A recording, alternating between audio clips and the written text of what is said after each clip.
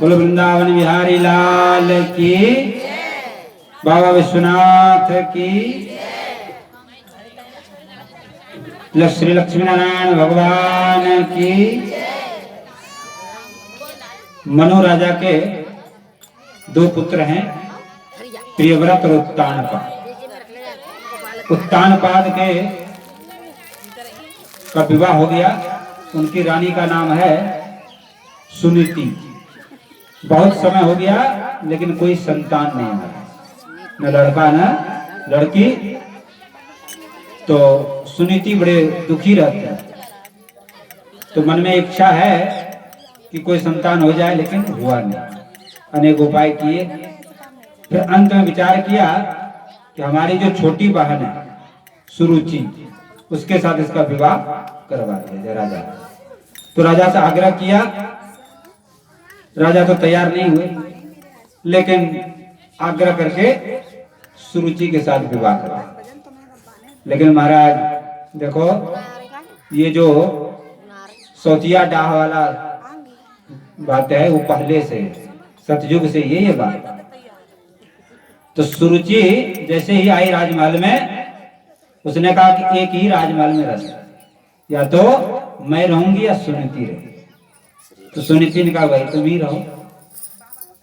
सुनीति के लिए राजा ने महल के बाहर एक बगीचा में छोटा सा भवन बनवा दिया। उसी में सुनीति रहने लगी, अपना पूजा पाठ भक्ति भजन करने लगी। एक समय की बात है, नारद जी महाराज भ्रमण करते हुए वहां पर आ गए। तो रानी सुनीति ने अपनी सब कथा सुनाई।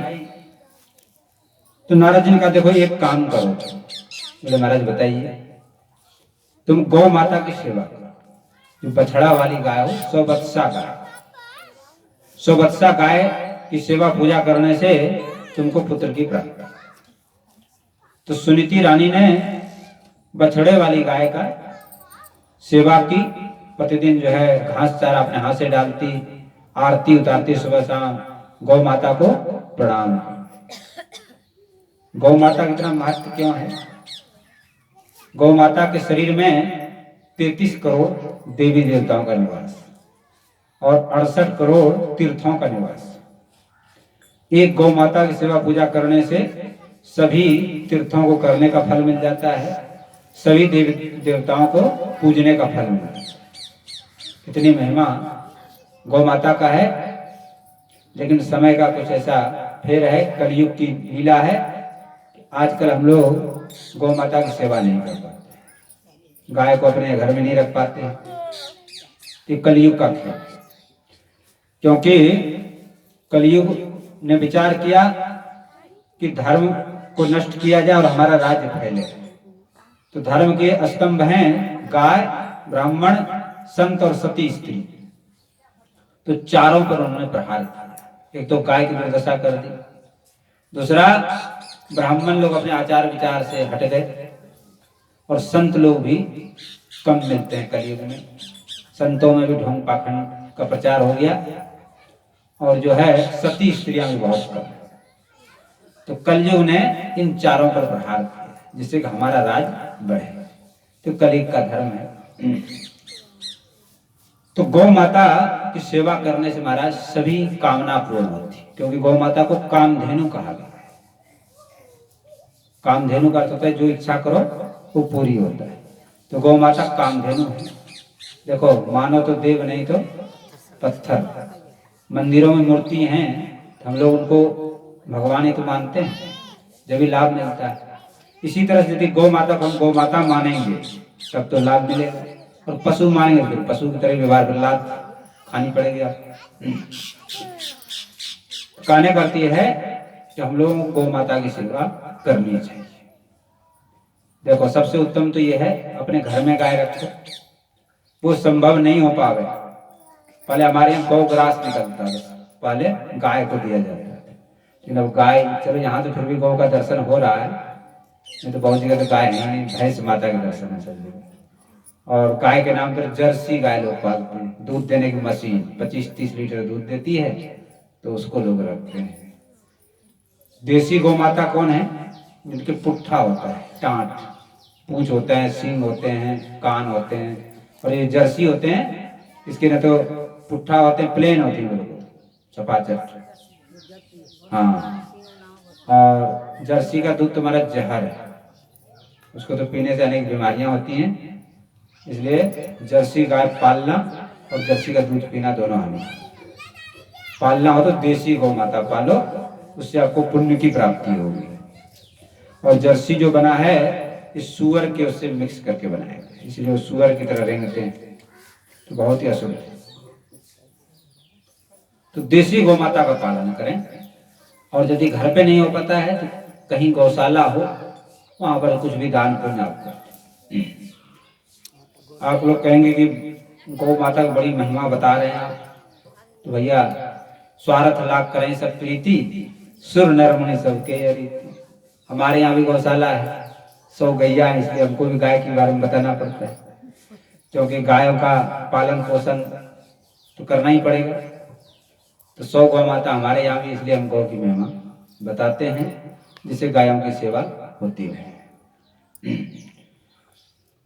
तो सुनीति को नारद जी ने गौ माता की सेवा बताई, गौ माता की सेवा की। गौ माता ने आशीर्वाद दिया, एक पुत्र की प्राप्ति हुई, नाम हुआ ध्रुव। लेकिन देखो वो जो सुरुचि थी, अब भी जलन है, तो उसने क्या कहा, एक दासी के द्वारा दूध में जहर मिला के भेजा कि छोटी माँ ने तुम्हारे लिए दूध भेजा है। लेकिन संजोग की बात है, भगवान की ऐसी कृपा कि दासी जा रही थी, रास्ते में ठोकर खा के बेचारी गिर के दूध फैल। ऐसे एक सांपों का घर था, उसमें बहाने करके भेज दिया ध्रुव जी को। लेकिन वो सांप सब सांपों में ध्यान लगा कर बैठ गए। हाँ, भगवान लोग कई उपाय किए लेकिन कुछ बिगड़ा नहीं। अंत में सुनीति से जाके पूछा कि तुमको पुत्र कैसे प्राप्त, तो सुनीति बेचारी सरल छल कपट रही थी, उसने बता दिया इस तरह से नारद जी ने उपाय बताया। तो देखो संसारी स्वार्थी जो लोग होते हैं ना, वो धर्म कर्म भी मतलब से करते हैं। तो उसने सोचा चलो गौ माता की सेवा करते हैं। और भगवान और गौ माता ऐसी है कि जो जिस भाव से, किसी भाव से करता है तो उसकी भाव की पूर्ति कर देते हैं। तो गौ माता की उसने सेवा की तो उसको भी एक पुत्र हुआ, उसका नाम हुआ उत्तम। अब 5 वर्ष के हो गए ध्रुव जी। तो ध्रुव जी अपनी माँ से पूछता कि माँ हमारे पिताजी कहाँ हैं। माँ टाल मटोल करती रहती, लेकिन ज्यादा हट पड़ गया तो बोले देखो राजमहल है ना सामने, यहीं पर तुम्हारे पिताजी रहते हैं, राजा है। तो ध्रुव जी अपने खेलते हुए पहुंच गए राजमहल में। तो राजमहल में राजा उत्तानपाद अपनी रानी सुरुचि के साथ बैठे थे सिंहासन पर, और उसका जो पुत्र था उत्तम, उसको राजा लेकर गोद में बैठे। तो ध्रुव जी ने सोचा हम भी पिताजी गोद में बैठ जाएं। तो जैसे चढ़ने के लिए गए तो सुरुचि ने धक्का देकर नीचे गिरा और डांट के बोली कि यदि तुमको इस राजगद्दी में बैठना हो तो पहले जाकर भगवान का भजन करो और मेरे गर्भ से जन्म लो, तब बैठ सकते। क्रोध तो बहुत आया ध्रुव को, लेकिन क्या करे बेचारे, कुछ कह नहीं सकते। लौट के आ गए और क्रोध के मारे कुछ बोल नहीं रहे हैं। तो माँ ने पूछा कि बेटा क्या हुआ, तो नहीं बोल रहे हैं। तो दासियों से पता लगा, तो दासियों का ऐसी ऐसी घटना हुआ।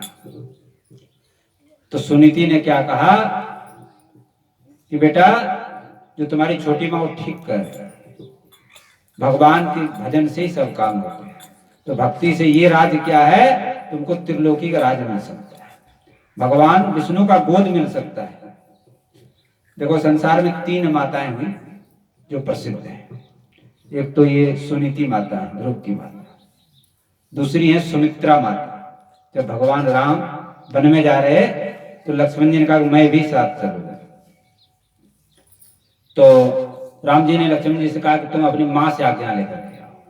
तो गए जो है माँ से आज्ञा लेने लगे। तो माँ ने क्या कहा कि जहां राम तहाँ अवध निवास, जहां राम है वही अयोध्या है, और ये सीताराम ही तुम्हारे माता पिता है, तुम्हारा अयोध्या में कोई काम नहीं है, तुम तो वन में ही जाओ और राम सीताराम जी की सेवा करो।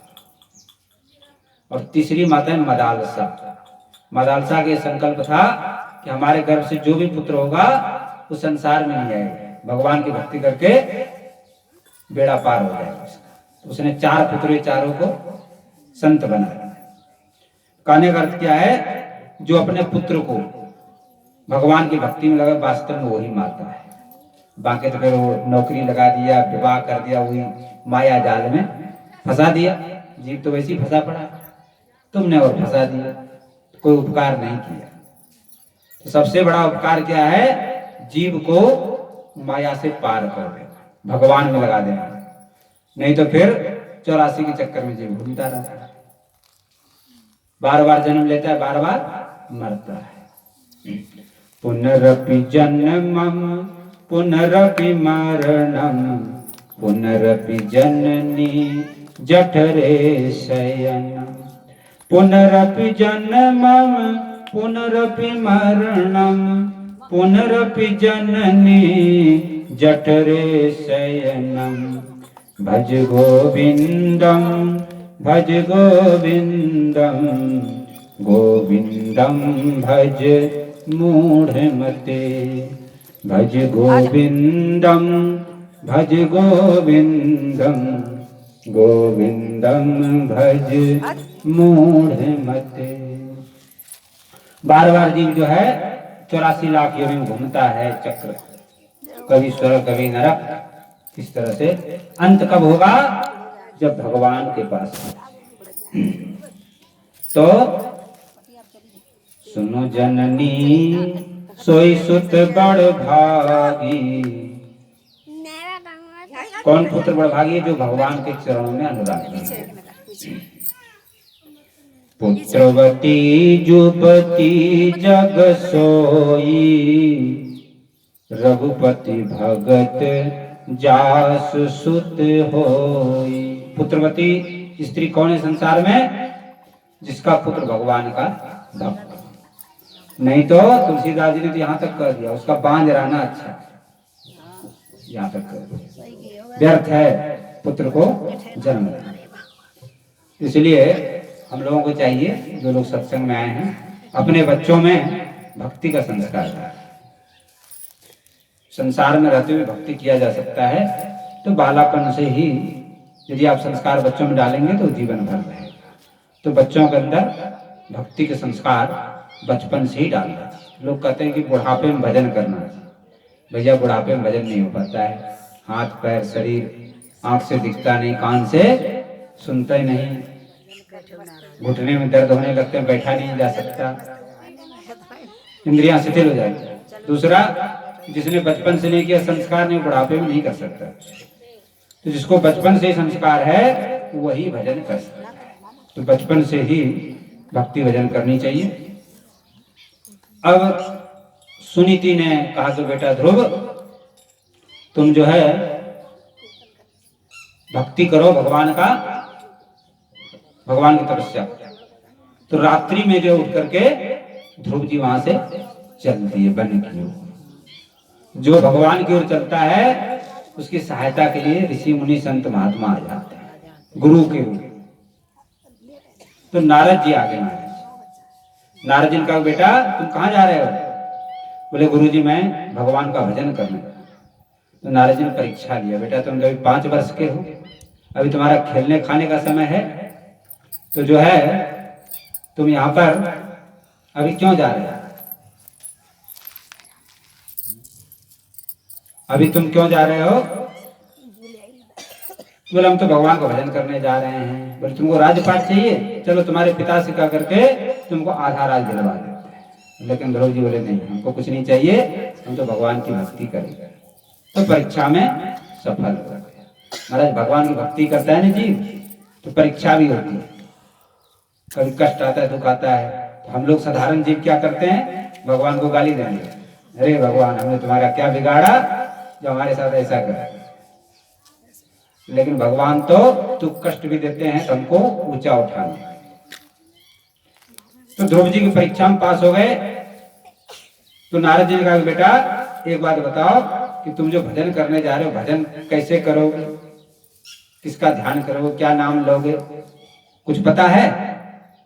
ध्रुव जी बोले कि देव ऋषि आप स्वयं आ गए हैं गुरु के रूप में, अब मैं किसके खोजने जाऊंगा, आप ही मेरे गुरु बने, भगवान ने आपको भेजा है मेरे लिए, आप मेरे गुरु के रूप में आए हैं, आप ही मुझको कंठी मंत्र दीजिए, दीक्षा दीजिए। तो नारद जी ने ध्रुव जी को मंत्र प्रदान किया और ध्यान बताया भगवान।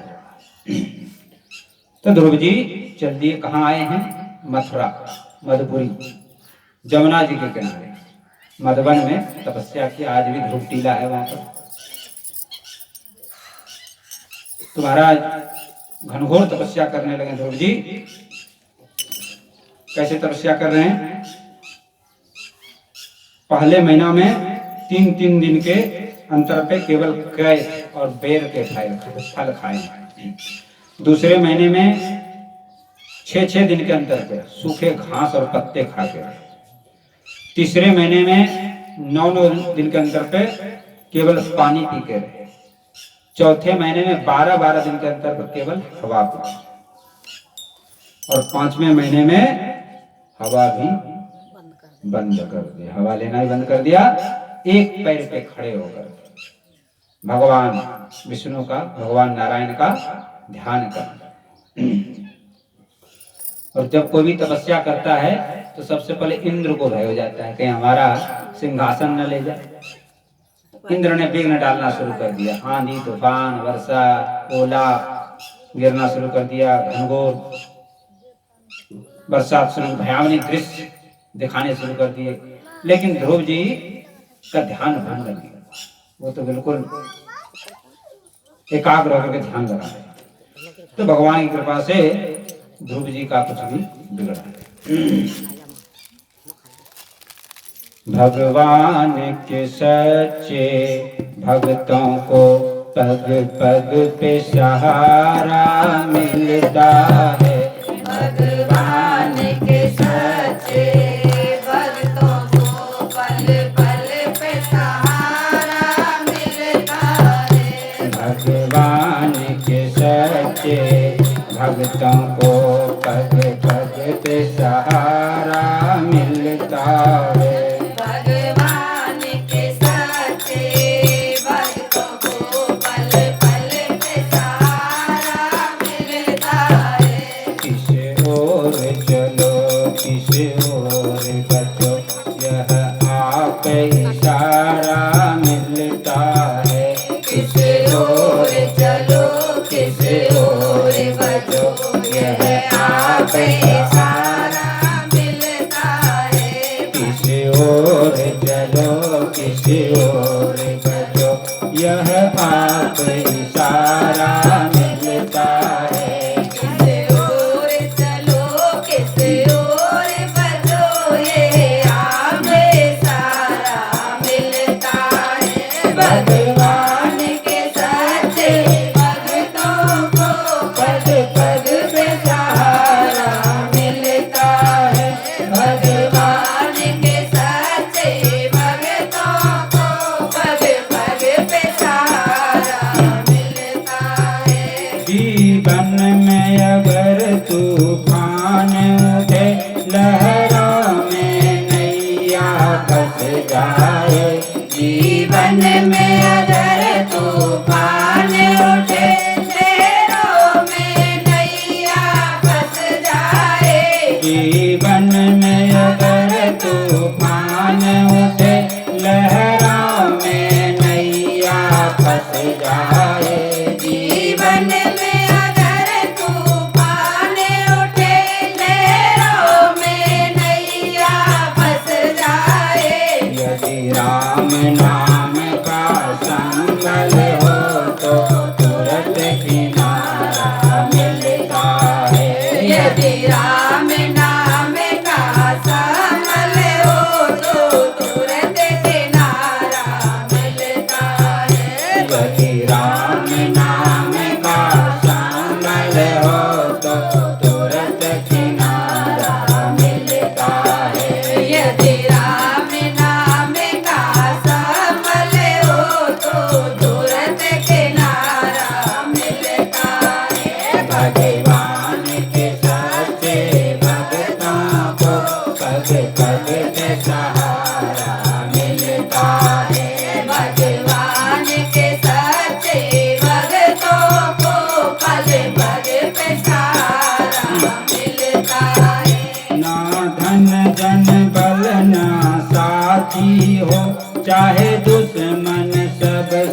संसार बने।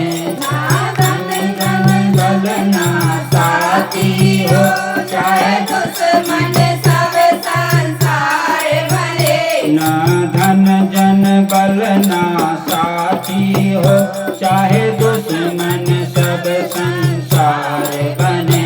ना धन धन बल ना साथी हो, चाहे दुश्मन सब संसार भले।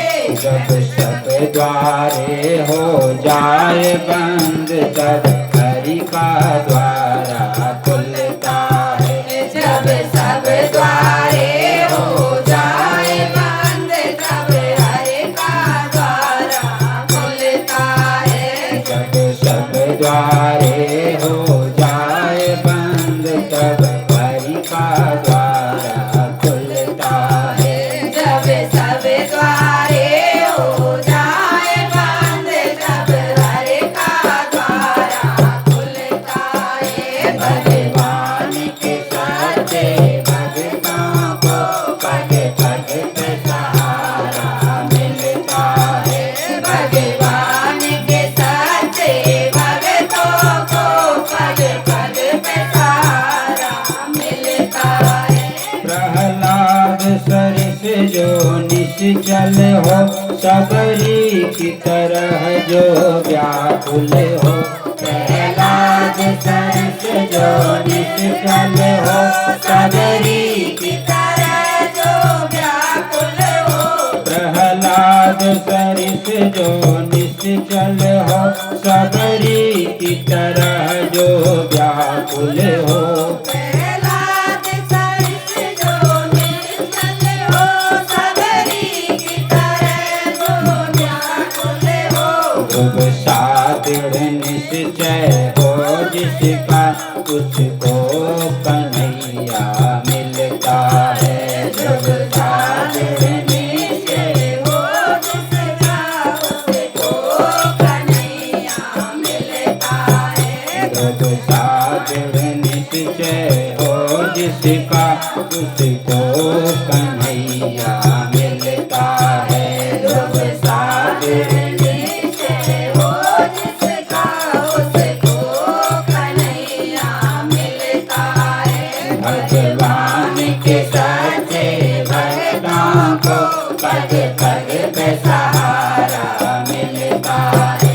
भगवान के सच्चे भक्तों को पग पग पे सहारा मिलता है। किस ओर चलो किस ओर बचो, ये आप इशारा मिलता है। किस ओर चलो किस ओर बचो, ये आप इशारा मिलता है। भगवान के सच्चे भक्तों को पग पग पे सहारा मिलता है।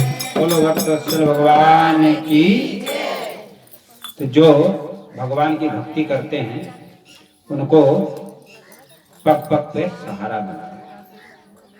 चाहे जीवन में कितना तूफान उठ जाए, विषम परिस्थिति उत्पन्न हो जाए, लेकिन भगवान इनको सहारा देते हैं। जैसे कि प्रहलाद जी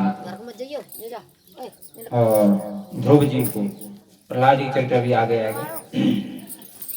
इस तरह से प्रहलाद जी ने जब तपस्या किया 6 महीने तक, तो भगवान प्रकट हो, चतुर्भुज रूपधारी भगवान विष्णु गरुड़ पे सवार होकर के आए, दर्शन दिया ध्रुव जी को। ध्रुव जी स्तुति करना चाहते हैं, लेकिन स्तुति 5 वर्ष के बालक क्या जाने देते हैं। तो शंख जो गाल से छुआ दिया तो संपूर्ण वेदों का ज्ञान हुआ। तो स्तुति किया जो है ध्रुव जी ने, और भगवान ने कहा कि वरदान है। ध्रुव जी ने कहा प्रभु अब आपका दर्शन हो गया, अब वरदान की क्या आवश्यकता है। बोले नहीं नहीं, मेरा जो भी जिस कामना के लेके आता है उसकी कामना पूरी होती है। तुमको राज्य की इच्छा थी, जाओ 36,000 वर्ष राज्य करो, उसके बाद मेरे धाम में आओगे। मेरे धाम के बाहर एक तुम्हारे लिए लोक बनाएंगे, इसका नाम होगा ध्रुव लोक। वहां पर आकर निवास करना। तो ध्रुव जी वहां से चल दिए राजमहल की ओर। इधर देखो, जो भक्ति में लगते हैं तो सब अनुकूल हो जाते हैं। राजा उत्तानपाद को जब पता चला कि ध्रुव वन में चले गए तो बड़ा दुखी हो गया। बोले देखो 5 वर्ष का बालक और हमने जो है पत्नी के मोह में आकर के राजकुमार को जंगल में भेज दिया, पता नहीं वहां बाघ सिंह खा गया हुआ क्या। बड़े दुखी हुए। और रानी जो सुरुचि है उसके मन में भी परिवर्तन। तब तक नारद जी आए, उन्होंने कहा कि नारद जी बोले चिंता न करें, आपका पुत्र तो भजन करना है। जब भगवान का दर्शन हो गया तो वहां से जब चले हैं तो पुनः नारद जी ने समाचार दिया कि आपका पुत्र जो है लौट रहा है भगवान का दर्शन करके। तो राजा उत्तानपाद बड़े प्रसन्न हुए। बोले पूरे नगरी को सजाओ और सभी प्रजा लोग ध्रुव जी का स्वागत करें। हाथी सजाया गया, हाथी राजमहल के बाहर आया और जैसे ध्रुव जी आए सबने फूलों की वर्षा की, सबने जय जयकार किया। बोलो ध्रुव जी महाराज की। और राजा ने कहा कि बेटा हाथी पर बैठो, लेकिन ध्रुव जी ने कहा कि मैं अकेले नहीं बैठूंगा, मेरा भाई उत्तम भी बैठेगा। तो उत्तम और ध्रुव दोनों, ये भाई का प्यार, दोनों बैठे राजमहल में। लेकिन ध्रुव जी पहले कहाँ गए? छोटी माँ के और जाके प्रणाम किया। तो छोटी माँ भी बड़ी दुखी थी कि बेटा हमने तुमको कठोर वचन कहा, जंगल में भेज दिया, मुझको क्षमा करो। तो ध्रुव जी ने कहा माँ तुम्हारी कृपा से भगवान का दर्शन, यदि तुम कठोर वचन नहीं करती तो मैं भजन करने के लिए नहीं जाता, तुम्हारी बड़ी कृपा है। उस दिन से जो आपस में जो मनमुटाव था वो मिट गया, सब लोग मिलजुल के रहने लगे। 36,000 वर्ष तक शासन किया ध्रुव जी ने।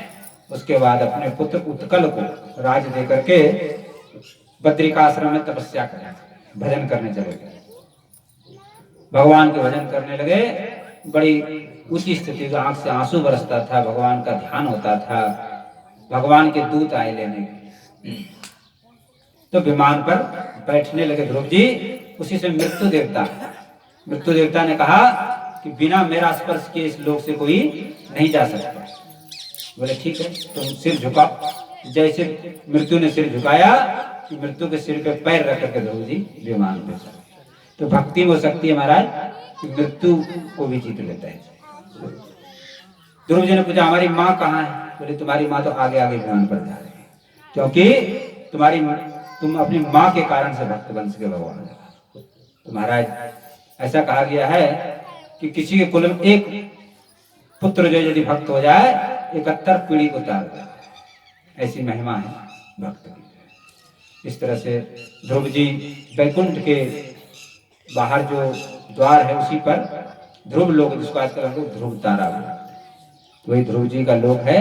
आज भी ध्रुव जी वहां पर विराज। बोलो ध्रुव जी महाराज की। आगे कथा करेंगे, उससे पहले एक भजन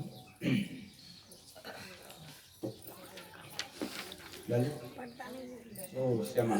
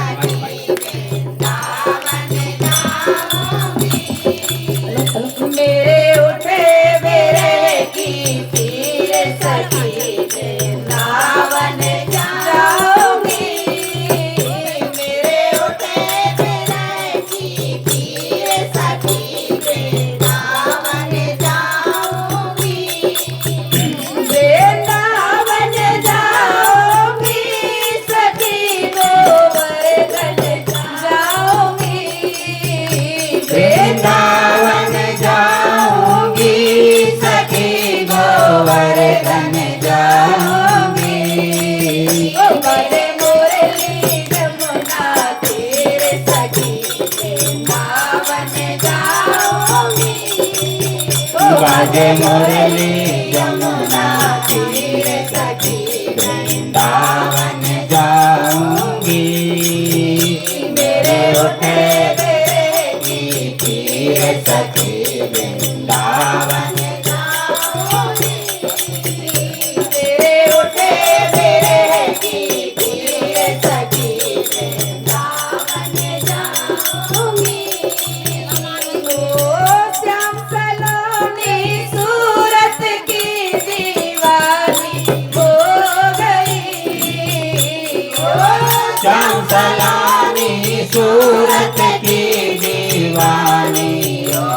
गई। हाँ, श्याम सलोनी सूरत की दीवानी हो गई। सलामी सूरत की दीवानी हो गई। वो तुझे कैसे दिखाऊं दिल की सखी वृंदावन जाऊंगी। वो तुझे कैसे दिखाऊं दिल की सखी वृंदावन जाऊंगी। ओ मेरे उठे मेरे की पीर सखी वृंदावन जाऊंगी। मेरे उठे मेरे की पीर सखी वृंदावन जाऊंगी। वृंदावन जाऊंगी सखी गोवर्धन जाऊंगी। वृंदावन जाऊंगी सखी गोवर्धन जाऊंगी। ओ बाजे मुरली रहो तेरे सखी वृंदावन जाऊंगी। ओ बाजे मुरली यमुना तेरे सखी वृंदावन जाऊंगी।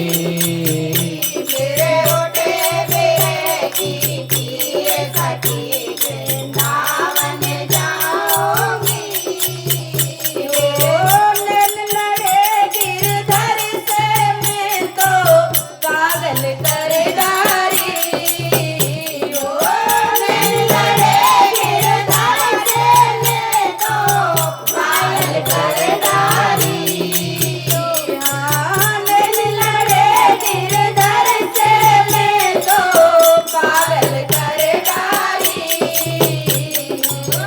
नैन लड़े गिरधर से मैं तो पागल कर डारी।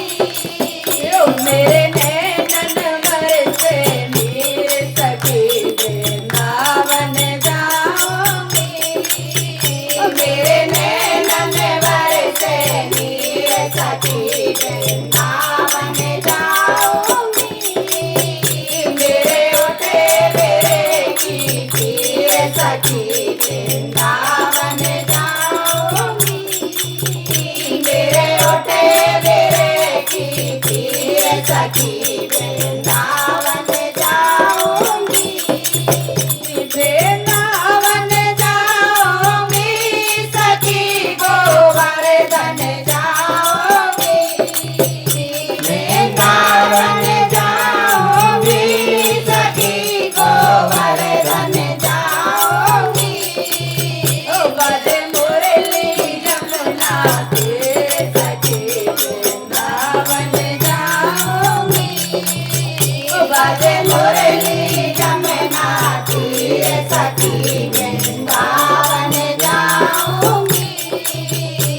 ओ भोजन पानी छोड़ दिया मैंने श्याम की याद में।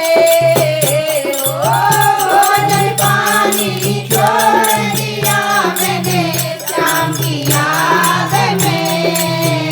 ओ भोजन पानी छोड़ दिया मैंने श्याम की याद में। ओ दुनिया से भयो अखीर सखी वृंदावन जाऊंगी। हाँ, दुनिया से भयो अखीर सखी वृंदावन जाऊंगी। मेरे उठे मेरे की पीर सखी वृंदावन जाऊंगी। मेरे उठे मेरे की पीर सखी वृंदावन जाऊंगी। वृंदावन जाऊंगी सखी गोवर्धन जाऊंगी।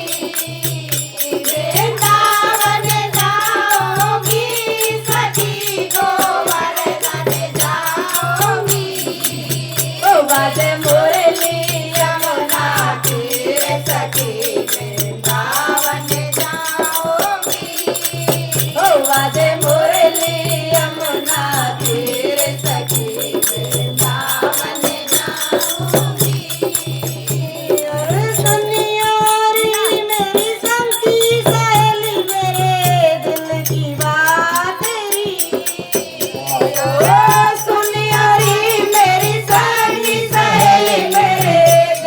की बात री। मोए बाके बिहारी के दर्शन करा लाओ ले चलो साथ री। मोए बाके बिहारी के दर्शन करा लाओ ले चलो साथ री। मेरे उठे मेरे की वीर सखी वृंदावन जाऊंगी। मेरे उठे मेरे की वीर सखी वृंदावन जाऊंगी। वृंदावन जाऊंगी सखी गोवर्धन जाऊंगी। वृंदावन जाऊंगी सखी गोवर्धन जाऊंगी। बाजे मुरली यमुना तीर सखी वृंदावन जाऊंगी। बाजे मुरली यमुना तीर सखी वृंदावन जाऊंगी। मेरे उठे मेरे की तीर सखी वृंदावन जाऊंगी। मेरे उठे मेरे की तीर सखी वृंदावन जाऊंगी। बारे की जय। या बंद कर गाड़ी के वो दे दो, मोबाइल नहीं दे दो, पता चले टाइम। मोबाइल दो नहीं करूँ अब तो है वो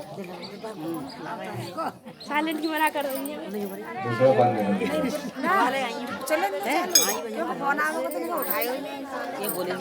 भैया तो भैया तो भैया तो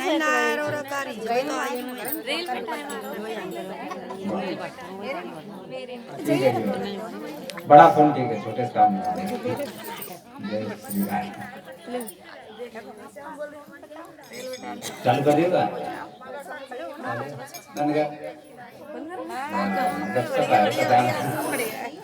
राधे श्याम। इस तरह से ध्रुव जी का आप लोगों ने चरित्र सुना। अब कथाएं तो बहुत हैं, लेकिन मुख्य मुख्य कथाएं सुनाते हैं। आगे सुखदेव जी महाराज जीव की गति का वर्णन कर, किस तरह से जीव 84 लाख योनियों में घूमता है और स्वर्ग और नरक क्या है। तो 84 प्रकार के नरक हैं। जैसा जीव पाप कर्म करता है उसके अनुसार नरक में जाना पड़ता है। नरक में बड़ी पीड़ा होती है, कष्ट होता है। तो जो है उसके विषय में एक कहानी सुना।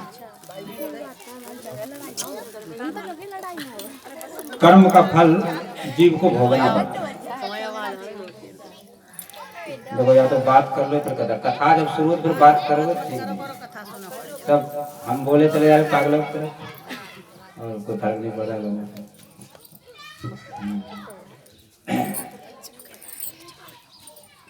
इसको दोबारा चालू कर लो, सब गड़बड़ हो जाता है। जय श्री राधे। सुखदेव जी कह रहे हैं कि कर्म का फल जीव को भोगना पड़ता है। कर्म प्रधान विश्व करि राखा, जो जस करहि सो तस फल चाखा। संसार में जो जैसा कर्म करता है उसको फल उसी को भोगना पड़ता है, दूसरा नहीं भोगेगा। अच्छा कर्म करोगे तो अच्छा फल मिलेगा, बुरा करोगे तो बुरा मिलेगा। कोई ना तो किसी को सुख देता है ना दुख देता, अपने ही कर्म का फल जीव भोगता है। लोग सोचते हैं दूसरा दुख दे रहा है, कोई नहीं देता दुख। हम ही कोई खोटे कर्म करके आए हैं पहले जन्म में, उसका फल हमको दुख मिलता है। पुण्य कर्म का फल होता है सुख और पाप कर्म का फल होता है दुख। यदि हमको दुख मिल रहा है, कोई दे रहा है, तो हम पहले किसी को दुख दे करके आए हैं, पाप कर्म करके आए हैं। और अब यदि दे रहे हैं किसी को दुख, आगे हमको दुख मिलेगा। और यदि अब किसी को सुख दे रहे हैं, पुण्य कर्म कर रहे हैं, आगे हमको सुख मिलेगा। फिर यदि मान के चलो पाप हो गया किसी के द्वारा तो उसका कैसे निदान होगा? तो पाप का प्रायश्चित कर ले। और प्रायश्चित कैसे होता है? भगवान के नाम से। भगवान के नाम से बढ़कर कोई प्रायश्चित नहीं है। कितना भी भारी से भारी पापी हो, यदि भगवान का नाम लेना शुरू कर दे तो पाप मुक्त हो जाता है। जैसे कि रुई का पहाड़, रुई का ढेर लगा हो अथवा सूखी घास का ढेर लगा हो, एक माचिस जला दो सब जल के राख हो जाए।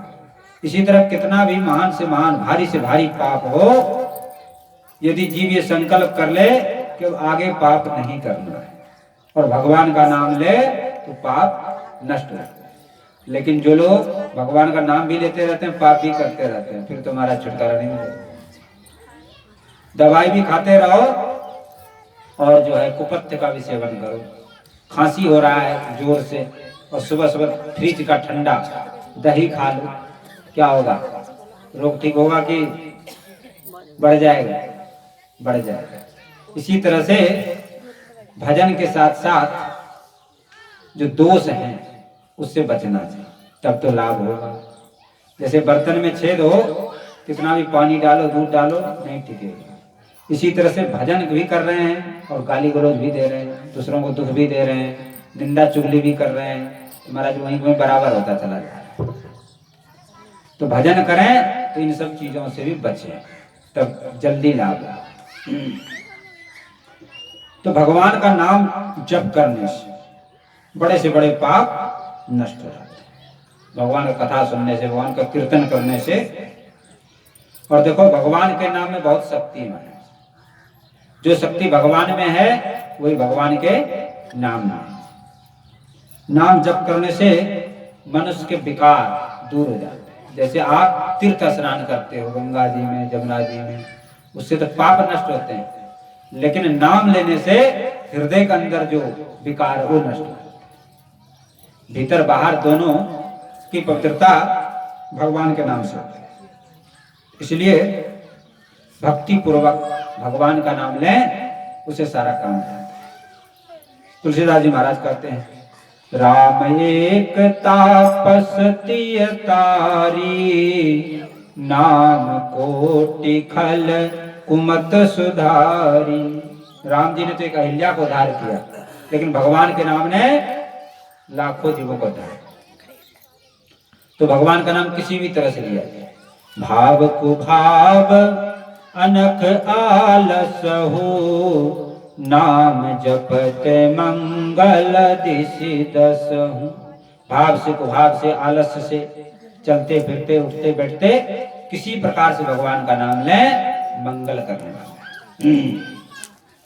इसलिए संत महात्मा सब लोग यही शिक्षा देते हैं कि भगवान का नाम। लोग कहते हैं अरे शब्द में क्या शक्ति? शब्द में बहुत शक्ति है। कोई आपको गाली दे क्या दुख नहीं होता आपको? और कोई आपकी प्रशंसा करे तो लगता है फूल बरस रहा। तो शब्द में बहुत शक्ति है, इसी तरह से भगवान के नाम में बहुत शक्ति। भगवान की नाम की महिमा कहाँ तक जाए, भगवान भी उसकी महिमा को गान नहीं कर सकते। एक कानकुब्ज नगर में एक ब्राह्मण देव रहते थे, उसका नाम था अजामिल। अजामिल जो है सदाचारी ब्राह्मण था, प्रतिदिन हवन करता था, सुबह शाम संध्या गायत्री करता था, भजन करता था। लेकिन देखो महाराज कुसंग बहुत बुरी चीज है। पहाड़ पे चढ़ना बड़ा कठिन होता है और पहाड़ पे से गिरना आसान है, लुढ़क जाओ नीचे चले आओ। इसी तरह से अच्छे काम करने बड़े कठिन होते हैं और बुरे काम करने में कोई कठिनाई नहीं। तो वो अजामिल वन में जो है लकड़ी बिनने गया था हवन के लिए, उधर से लौटा, एक कामी पुरुष वैश्या के साथ कुकर्म में रत था। उस दृश्य को देखकर इसका मन खराब हुआ। मन को रोकने का प्रयास किया लेकिन मन नहीं रुका, तो महाराज उसी वैश्या के पास चला गया। जबकि उसका विवाह हो चुका है, सुंदर सुशीला पतिव्रता स्त्री घर में है, सेवा भी करती है, पतिव्रता है, लेकिन उसको छोड़ करके वैश्या के पास चला और जितनी संपत्ति था घर का सब वहीं दे दिया। जब घर का संपत्ति समाप्त हो गया कि चोरी डकैती करने लगे, डाका डालने लगे। लेकिन जो अजामिल की जो पहली पत्नी है, पतिव्रता है, वो हमेशा भगवान से प्रार्थना करती है, हे प्रभु हमारे पति का कल्याण उद्धार। प्रार्थना में बहुत बड़ी शक्ति है। कैसा भी काम हो, कैसा भी दुख हो, कैसा भी कष्ट हो, यदि आप भगवान से प्रार्थना करेंगे तो अवश्य दूर हो जाएगा। तो एक दिन संत महात्मा वृंदावन से आ रहे थे कीर्तन करते हुए, तो प्रणाम किया संतों को, आसन दिया बैठने के लिए। तो खाने पीने का तो कुछ था नहीं, जल पिलाया, क्योंकि बेचारी अपना घर में तो कोई संपत्ति था नहीं, तो अपने किसी के यहाँ कूट के पीस करके रसोई बना करके ऐसे अपना जीविका निर्वाह करती थी। तो संतों ने पूछा कि बेटी तुम उदास क्यों हो, दुखी क्यों हो? तो सारी कथा सुनाई। संतों का बेटी चिंता मत करो, तुम्हारा दुख दूर होगा, तुम्हारे पति का कल्याण होगा। तो संत लोग उस वैश्या के वहां पर गए। वैश्या ने प्रणाम किया, महाराज किसी ने गलत बता दिया आपको, ये आप लोगों की जगह नहीं है, यहाँ आप लोग क्यों आए? संतन का बेटी मैं एक वस्तु मांगने आया। बोलो बोलो महाराज, देने योग्य होगा यदि हमारे पास होगा। तो अजामिल का उस वैश्या से 9 पुत्र हो चुके हैं, 10वां बालक जो गर्भ है। बोले इसका नाम नारायण रखो। बोले ठीक है महाराज, ये तो कोई बहुत बड़ी बात नहीं। तो सबसे अंतिम संतान का नाम रखा गया नारायण, और छोटे संतान, सबसे छोटी संतान उस बुढ़ापे के संतान। तो उस नारायण में अजामिल की बड़ी आसक्ति हो गई, उसी के साथ लगा रहता, उसी अपने साथ सुलाता, अपने पास बिठाता, खिलाता पिलाता। आओ बेटा नारायण, कहाँ हो बेटा नारायण, क्या कर रहे बेटा नारायण, सो जाओ बेटा नारायण। बस नारायण नारायण नारायण ही उसका दिन भर चलता है। देखो अग्नि होता है ना, आग, अग्नि को आप चाहे जान के छुओ या अनजान के छुओ, जलाएगा उसका काम। इसी तरह से भगवान का नाम जान के लो अथवा अनजान में लो, वो अपना काम करता है। तो धीरे धीरे अजामिल का पाप छीन होने लगा, और महाराज मृत्यु का समय आ गया तो 3 यमदूत आए। यम पास लेकर के आते हैं यमदूत। जब जीव का समय आता है, अंतिम समय, बड़े भयंकर होते हैं, काले काले डरावनी होते हैं, और रस्सी होता है तो आत्मा को पकड़ के खींच लेते हैं। आत्मा उंगली की अंगुष्ठ आकार होता है। तो यमदूत उसको खींचने लगे, जीवात्मा को। उस समय भी अजामिल जोर से चिल्लाया, अरे बेटा नारायण बचाओ बचाओ रक्षा, ऐसा चिल्लाया। तो भगवान के दूत भी घूमते रहते हैं। ये नियम है कि जो मरते समय भगवान का नाम लेता है वो भगवान के धाम में जाता है। तो भगवान के दूत आ गए वहां पर। यमदूतों से बोला, ये जो है इन्होंने भगवान का नाम लिया, ये भगवान के धाम में जाएगा। यमदूतों का नहीं, इसने तो जीवन भर घोर पाप किया है, इसको तो घोर नरकों में डाला जाएगा। लेकिन भगवान विष्णुदूतों का नहीं, इसने भगवान नारायण का नाम लिया। यमदूतों ने कहा इसने तो अपने पुत्र का नाम लिया, भगवान का नाम थोड़े लिया। तो भगवान के दूतों ने कहा कि मरते समय जो भी नारायण का नाम लेता है, चाहे किसी भी बहाने से ले, वो भगवान के धाम में जाता है। और इसके पुत्र का नाम तो अभी से है, हमारे स्वामी का नाम तो अनादि काल। इस तरह से यमदूतों को वहां से भगा दिया। यमदूत लोग गए धर्म जमपुरी, और जाके अपना जो डोरी था, पास था, सब पटक दिया। बोले महाराज हमें छुट्टी दे दीजिए, हमें आपके यहाँ नौकरी नहीं करनी है। तो धर्मराज ने कहा बात क्या है बताओ। बोले ऐसे ऐसी, आपका तो कुछ चलता ही नहीं, हम पापी जीव को लेने गए और वहां भगवान नारायण के दूत आ गए, वो हमको लाने नहीं दिए। तो भगवान यमराज ने कहा देखो आज से कान खोल के सुन लो, जिस घर में भगवान का कथा कीर्तन होता हो, पूजा पाठ होता हो, भक्ति भजन होता हो, वहां भूल करके भी नहीं जाना। वहां के जितने भी लोग हैं वो सब भगवान के धाम में जाए। अब आप लोग स्वयं विचार कर लो कि हम लोग जाना है यमपुरी अथवा भगवान के धाम में जाना है, तो उसी हिसाब से काम करोगे। इधर भगवान के दूत और यमदूत का जब दर्शन हुआ, उनका संवाद सुना, तो अजामिल की बुद्धि दर्शन से शुद्ध हो गया। भगवान के दूत भी चले गए, यमदूत भी चले गए, दोबारा जीवित हो गया और तुरंत जो है घर छोड़ के हरिद्वार चला गया और वहां जाके भजन किया और भगवान के धाम को प्राप्त। ये भगवान की नाम की महिमा है। कितना भी भारी से भारी पापी जीव हो, यदि भगवान का नाम ले तो भगवान के धाम को प्राप्त। बोलो भक्तवत्सल भगवान की। इसके बाद महाराज भक्त प्रहलाद की कथा है। जय और विजय भगवान के द्वारपाल थे। तो एक बार लक्ष्मी जी ने नारायण भगवान से कहा, आप जो है भक्तों को सुख देने के लिए कुछ लीला करा। भगवान बोले ठीक है। तो द्वारपाल से कहा जय विजय से कि हम दोनों कुछ भीतर गुप्त चर्चा कर रहे हैं, कोई भीतर ना आने पावे। तो द्वारपाल खड़े हो गए। इधर वैकुंठ से एक सुंदर पुष्प ब्रह्मलोक में आकर के गिरा। उसका सुंदर सुगंध से खिंच गए सनकादिक मुनि। सनक, सनंदन, सनातन, सनक वाले 4 भाई हैं। हमेशा 5 वर्ष की अवस्था में रहते हैं और हमेशा हरि गुणगान करते रहते हैं। तो मन में एक भगवान का दर्शन करने चले। तो भगवान का दर्शन करने वैकुंठ की ओर चल दिए। बड़ी उत्कंठा थी, बड़ी व्याकुलता थी कि भगवान का दर्शन हो, लेकिन द्वार पर रोक दिया द्वारपाल जय विजय ने। तो चारों महात्मा का देखो भाई, भगवान के द्वार में तो भक्तों को जाने का रोक टोक नहीं है, तुम क्यों रोक रहे हो? बोले नहीं महाराज, जाने का आज्ञा नहीं। तो जब आदमी को किसी काम में बाधा पड़ता है ना, काम नहीं होगा, फिर क्रोध आ जाता है, गुस्सा आ जाता है। तो सनकादिक मुनियों को क्रोध आ गया। बोले अरे तुम्हारा राक्षसों जैसा व्यक्ति है, तुम यहाँ रहने लायक नहीं हो, राक्षस बनोगे। अब तो महाराज बड़े दुखी हो गए द्वारपाल कि भगवान से वियोग हो जाएगा। जब तक लक्ष्मी नारायण भगवान बाहर निकले, सनकादिकों ने प्रणाम किया, उनका भी क्रोध शांत हो गया। भगवान ने कहा आप लोगों का दोष नहीं है, ये हमारी ही लीला की योजना है।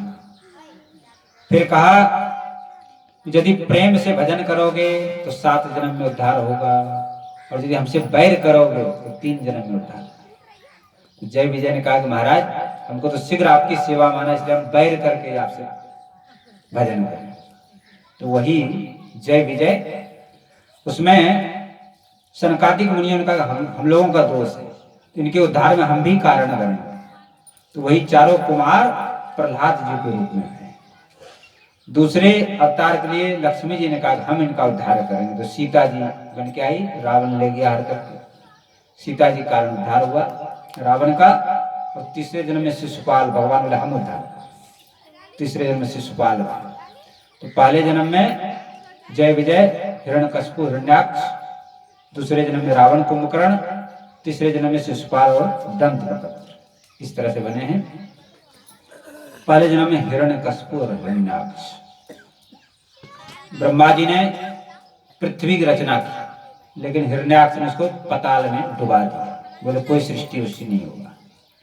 अब तो ब्रह्मा जी दुखी हो गए कि सृष्टि करे तो जीव कहाँ रहेंगे। तो भगवान से प्रार्थना की, तो भगवान ने बराह सूअर का अवतार धारण किया और हिरण्याक्ष को मार। बोलो बराह भगवान की। जब हिरण्याक्ष मर गया, हिरण्यकशिपु को बड़ा क्रोध आया। अच्छा मेरे भाई को मार दिया, विष्णु मेरा शत्रु है, तो मैं तो उससे युद्ध करूंगा। लेकिन उनके गुरु थे शुक्राचार्य। शुक्राचार्य ने ऐसे युद्ध नहीं कर पाओगे, पहले तुम तपस्या करो, तपस्या करके बल प्राप्त करो, अजर अमर होने का वरदान मांगो, तब जाकर के युद्ध करो। तो हिरण्यकशिपु तपस्या करने के लिए चल दिया। लेकिन जैसे घर से बाहर निकला, जंगल की ओर गया, एक पेड़ पे एक तोता नारायण नारायण नारायण बोल रहा था। तो हिरण्यकशिपु का ये तो अपशकुन हो गया, क्योंकि ये हमारे शत्रु दुश्मन का नाम ले लिया इसे। तो लौट करके चले आए। तो उनकी रानी का नाम है कयाधु। कयाधु ने पूछा कि स्वामी आप कैसे लौट के चले आए? बोले इस तरह से मैं वन में पहुंचा, एक तोता जो है नारायण नारायण नारायण उच्चारण कर रहा था। तो हमारे शत्रु का नाम है अपशकुन हो गया। इसलिए मैं लौट के चला आया। तो रानी कयाधु ने उनके चरण धोए, बैठाया, फिर पूछा कि प्रभु क्या बोले थे? बोले नारायण नारायण नारायण। फिर भोजन कराया। इस तरह से 108 बार नाम लिवाया और उसी दिन प्रहलाद जी गर्भ में आ गए। बोलो प्रहलाद जी महाराज की। दूसरे दिन हिरण्यकशिपु अपना चले गए जंगल में तपस्या करने। इधर कुछ दिनों के बाद इंद्र ने सोचा अच्छा अवसर, इस समय जो हिरण्यकशिपु की नगरी इसको जीत लिया जाए। तो चढ़ाई कर दिया, सब दैत्यों को मार दिया, कुछ भाग गए और जो कयाधु तो उसको बंदी कर लिया। बोले इसके गर्भ में जो बालक इसको भी नष्ट कर दे, पूरा वंश ही खत्म हो गया। तो लेके जा रहे थे, बीच में नारद जी मिल गए। नारद जी ने कहा क्या कर रहे हो इंद्र?